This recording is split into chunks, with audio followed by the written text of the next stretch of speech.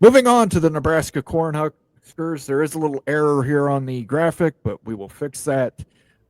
Departures and dismissals. Marcus Satterfield, the offensive coordinator last year, was let go with 4 games into the season, or 4 games remaining in the season. Dana Holgerson, who was brought on as an offense analyst, he ended up taking over as the interim offensive coordinator. This offseason, he was promoted to full offensive coordinator. Tony White, the defensive coordinator who's done so well for him the last 2 years, moves on to Florida State Seminoles. Dana Holgerson, boy, you gotta had stints at Texas Tech, Houston, West Virginia, Oklahoma State. Been head coach at Houston, head coach at West Virginia. A lot of people consider him an offensive genius. John Butler, just secondary coach. They just went ahead and elevated him to defensive coordinator. Pickles, what do you think of these hires? I mean, Holgerson just on, the end of the season performance last year, it wasn't like night and day with Raiola, but I think you could see Raiola developed and Holgerson kind of unleashed his potential as far as his athleticism. They got the best out of him.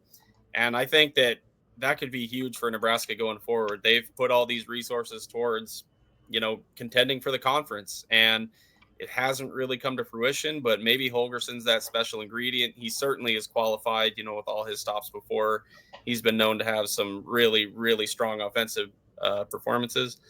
The John Butler DC hire, that one I'll give it a B. It's just like Danny Collins in Minnesota. You hired an internal guy who I'm assuming is probably a good recruiter. He knows your program, but yeah, Holgerson's the star here, a solid A for me. All right. Becky, what do you think of these hires? I mean, I could talk about Holgerson all day. I think that's an A hire. Everywhere he's been, the offenses have been good. He's going to be calling plays and everything. But Glenn Thomas is the co-offensive coordinator, and he's working with the quarterback, so he's primarily going to be the one working with Raiola. So Holgerson's basically to call plays and develop everything. Like I said, A, because everywhere he goes it's an air raid. It's going to throw it. It's going to chuck it everywhere, and they've always been great. West Virginia, Houston. If Houston could have just put together a little bit more talent and spent some more money, he might still be there. John Butler is interesting to me. That's the one that I'm like, I give it a B for the defensive coordinator. But Butler is interesting because he's Sean McDermott's high school teammate. Sean McDermott is the coach of the Bills. And he coached the Bills and basically parted ways with the Bills. He was the secondary coach there. So I don't know what to do with that because he's only been an defensive coach in college for the most part. Started out he was at Harvard doing special teams, Harvard of all places. But he was Penn State's defensive backs coach when Bill O'Brien was there. And then he was there with Texans, same thing. And Nebraska brought him on. I think he'll be fine, but he was the secondary and defensive pass game coordinator, pass game coordinator last year. So I don't expect a fall off. He was pretty much already the guy. So that's why I call it a B. They're not changing anything, I think, essentially on the defensive side. Offense is where everything's I think just high ceiling. I'm giving this a B. Dana Holgerson, you're right. I think he can call plays. My question is, are they going to have the players there that are going to be able to pull off some of these plays? Dylan Raiola, I think, is a fantastic quarterback, but they've got to get some receivers. They got to have some running backs that can get out of the backfield and catch passes out of the backfield. So it's great, but you got to make sure you have the tools in the toolbox. John Butler, I think, like you said, it's consistency, experience. We'll see how he does as a full defensive coordinator over a positioning coach. But solid B for me. Solid B for me for the Nebraska Cornhuskers. Moving on to a team near and dear to my heart, the Ohio State Buckeyes. Boy, we had a lot of turnover this year. A lot of turnover. Chip Kelly, offensive coordinator, went back to the NFL. to the Las Vegas Raiders, became the highest paid coordinator, period, in the NFL. Jim Knowles, our defensive coordinator, went to Penn State, our conference rival, became the highest paid defensive coordinator in college football. So I think the lesson to take from here is come coach at Ohio State and you will get paid. As far as new hires, Brian Hartline is promoted. He is now full offensive coordinator. He will be doing play calling duties. Ryan Day has said he is confident in Brian Hartline calling plays after a year underneath Chip Kelly. Matt Patricia, former head coach of the Detroit Lions, former defensive coordinator at the New England Patriots off the Bill Belichick tree. He is brought in as a co-defensive coordinator. I believe he's going to be doing most of the play calling. Tim Walton has also been promoted. He will be co-defensive coordinator along with him.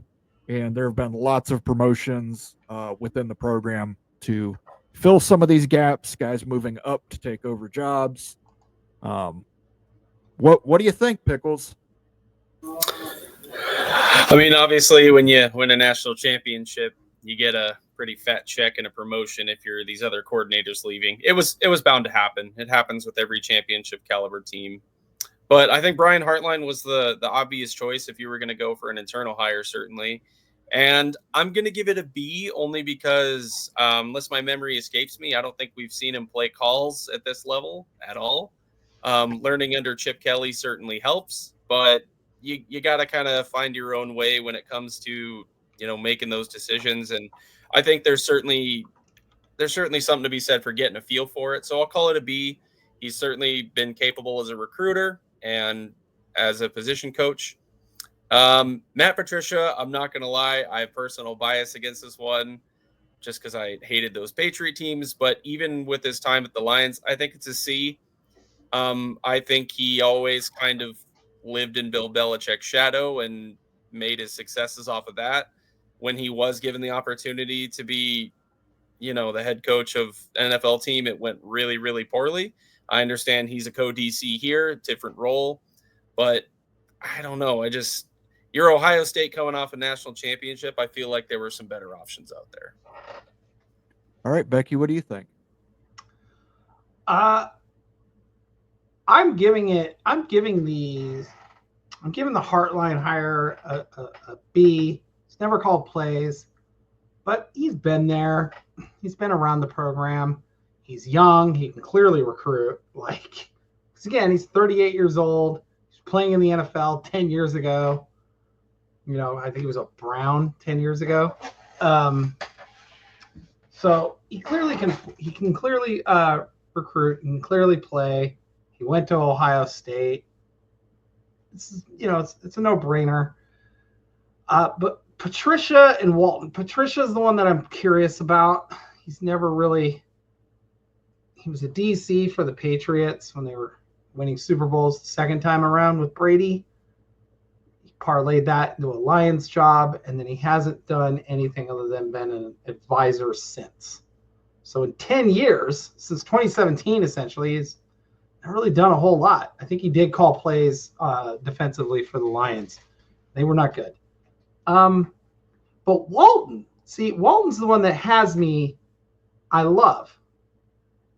Walton was the Miami defensive coordinator in 2007, Memphis defensive coordinator in 2008. He was the St. Louis Rams defensive coordinator in 2013. So, he's been a coach for the Giants and the Jaguars, LSU in 2003. So Nick Saban. He's been pretty much everywhere. I like the hire. I think Patricia is the one probably going to end up calling plays, but I think Walton's a very, very talented coach, and he's now I believe the associate head coach or coach in waiting. Best way to describe it. I'm not. Yeah, for Brian Hartline, right? Yes. So Walton's he's going to be. I like these. I mean, overall, I'm giving all three hires a B. High upside, low downside. You're still bringing back. You're losing a ton of talent. Let's let's not sugarcoat that. Ton of talent, but you have the fastest defense in the country last year. Speed doesn't go away. Still the same guys that Knowles recruited. So I like it. We'll see how it goes, but high upside for these. Worst case scenario, it all blows up in Ryan Day's face, and he goes on and wins another national title to save his job.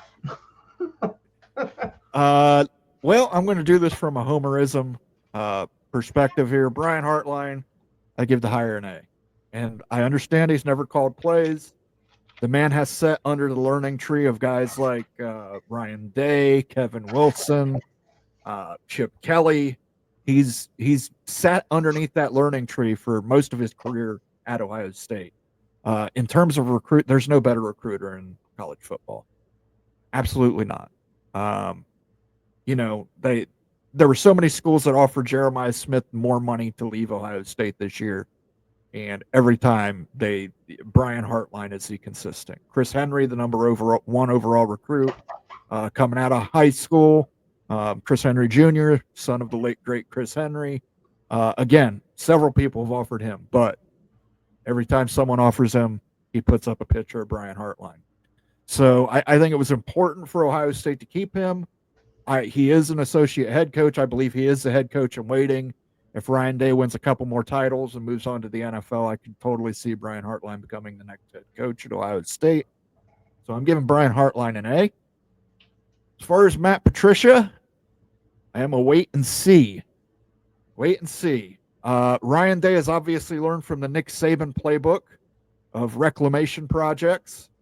Matt Patricia had some rings at the Patriots, but at least two of them were as a position coach, not a defensive coordinator. So, and his job at the head coach of the Lions was terrible, but I don't think you could hold that one against him too much because Chip Kelly was a terrible head coach in the NFL, came back and won a national championship as an offensive coordinator. I think Matt Patricia is just going to be better as a play caller, calling defensive plays. As far as the Walton hire goes, I love the Walton hire. That's an A. He is a player's coach. The kids love him. He's going to be the one on the field getting everybody organized. He will not have to worry about calling plays. He'll just be able to coach up his players, and then Matt Patricia will be calling the plays. So I really like the hire of Hartline and Walton. I've got a wait and see attitude on Matt Patricia. And moving on, Penn State. New coordinator, Tom Allen. Defensive coordinator, left for Clemson. Just one season in Happy Valley. Jim Knowles, the defensive coordinator from Ohio State. They signed Jim Knowles, bring him over, make him the highest paid defensive coordinator in college football. Has a massive 3-year deal with Penn State. A lot of people think they've went all in this season. What do you think, Pickles? I think all in is kind of an understatement if you're throwing around enough money to pull a guy from Ohio State. I know that you had some thoughts about it because it sounds like there was some sour grapes on the way out, and he said some unkind things about a program that served him well. So money talks. Penn State's obviously up there contending for the playoff, and with all their returning talent is definitely one of the title contenders. Penn State, I agree. They're all in. I think this is an A hire. He's extremely, extremely capable. I don't know if he's necessarily the special ingredient they needed because they already had all the talent in the world. His name escapes me every time, but the edge rusher. Abdul Carter. So he's leaving for the NFL. They're going to lose other guys to the NFL, but Penn State, they have talent all across the board. They can backfill. And a guy like Knowles can get some of those guys who are now starting up to speed. Penn State's a contender. I think this is definitely an A hire. All right, Becky. Pickles gives it an A. What do you think? I mean, so clearly Penn State's shooting for the moon here. Trying to hit a home run this year. I don't think, they're I don't think anything's going to happen at Penn State in terms of, Franklin being fired. I think he's safe, but I definitely think he's feeling a little bit of heat, and he had to make this hire. Yeah, with Carter leaving, they'll figure out somebody. But Jim Knowles, the one thing you can't say he did not do well was design pass rush schemes to get guys moving, because you clearly have multiple dudes who can rush the passer at Ohio State, but everybody keyed in on one specific defensive end and not the other. And so he had to scheme ways to be able to get JT, ability to get to the quarterback. He will figure it out. I'm giving this an A. It has to be an A. They cannot accept a B. They'll probably be the number one team in the nation to start the year with what they have coming back. And defensively, they're not losing a lot pretty much on the back end. They're not losing a lot. Most of the talent that they're losing is on the front seven. So just a question of whether or not he can figure out a good way to get a little bit more out of them other than just one guy rushing the quarterback like Carter was able to do. If he can get 2 or 3 guys really getting after it, it's going to be a long year for Big Ten teams. I'm giving this a B, and I'm going to tell you why. The Oregon game this year, the first Oregon game, after that game, there was some friction between Jim Knowles and Larry Johnson, the legendary defensive line coach there at Ohio State. Ryan Day got involved and had basically told Jim Knowles he had to run more pressures. Becky brought it up great. He can design pressure plays, but he is very hesitant to run them sometimes. He wants to rely more on his secondary, his safeties, especially linebacker core. So, I mean, Jim Knowles unchecked. I don't know. I think he's a good coordinator. He's had several stints, Ole Miss, Cornell, Duke, Oklahoma State, then Ohio State. I give him credit. He was the defensive coordinator at Ohio State, but I think he needs somebody sometimes to kind of push him to be a little more aggressive. So we'll see if James Franklin can do that. The other thing I would point out is James Franklin, if you don't get it done this year, this is the next head coach at Penn State. James Franklin's about to have himself a Ryan Day season where you better win it all or come close, or you're probably not seeing another season. Yeah. I think he's fine. I think the seat gets hot. I think the seat starts to get hot. Talking to Penn State fans, they don't think he'd be let go after this year. But he can't keep losing the top 5 teams. That's because Penn State fans have somehow started just accepting their 10 wins and a New Year's Six Bowl and calling it a day. And with the talent they have, that can't be acceptable. That's what I said. I think this year James Franklin's been there long enough, and they keep getting right there on the edge. They have to get over the hump eventually, and I think this is a hire that Franklin thinks will get them over the hump. So I think it'll be fun. I know it's a long shot, but man, his defenses at Oklahoma State were really good. Duke, pretty good. So we'll see. I mean, obviously Ohio State's just loaded with talent. He's getting the same thing here. This should be it. If this team dips at all, people are going to ask for his head, not Franklin's. So I don't know. You're paying him an awful lot of money. I think Franklin may have to look over his shoulder on this one, because this guy might be the next head coach. That's why I said I think the seat gets really, really hot if they don't win this year. So. Yeah, you're bringing back so many offensive starters. Your quarterback, both your running backs. I think you got to at least make the title game this year. Yeah. Moving on to the Rutgers Scarlet Knights, Joe Harry-Semiak, defensive coordinator. He moves on to UMass to become the head coach at UMass. Go with co-defensive coordinators. You have Rob Smith, who's been at Rutgers multiple times under Greg Schiano, all the way back to his original run at Rutgers. Also has stops at Arkansas, Minnesota, Texas A&M, and Duke. Last year, he was an analyst at Penn State. Zach Sparber has served as a graduate assistant at Virginia Tech, Duke, and as the linebacker coach at James Madison last season. He is a New Jersey native. What do you guys think of these hires? I don't know a ton about these guys, to be completely honest, but as far as the defense goes, I think it runs through Schiano. He's going to set it up for him. And yeah, I mean, Harasimiak, he's smart to take a position at UMass. Obviously you want to see your guys, promoting upward rather than being fired if they're going to leave your program. So that speaks well for what Schiano's doing with Rutgers. They were kind of inconsistent last year on defense. They'd have some really strong showings against solid competition, and then other games they would give up all sorts of points that seemed uncharacteristic. Yeah, I'm thinking that these hires are just an effort to stabilize it and bring some continuity. But I'll give it a B. Like I said, I don't know these guys super well, but I think it's definitely it's a wait and see. I say I'll give it a B, but it's a wait and see kind of hire situation. Okay, Becky, what do you think? All right. So Rob Smith is never. I mean, he hasn't really been a DC. He was at Rutgers in 2020 and 2021. Then he was at Duke in 2022. Arkansas, Minnesota. And obviously he was a linebacker coach at Tampa for one Greg Schiano. I like these hires. Like Zach Sbarber, for instance. He was the defensive coordinator at JMU last year.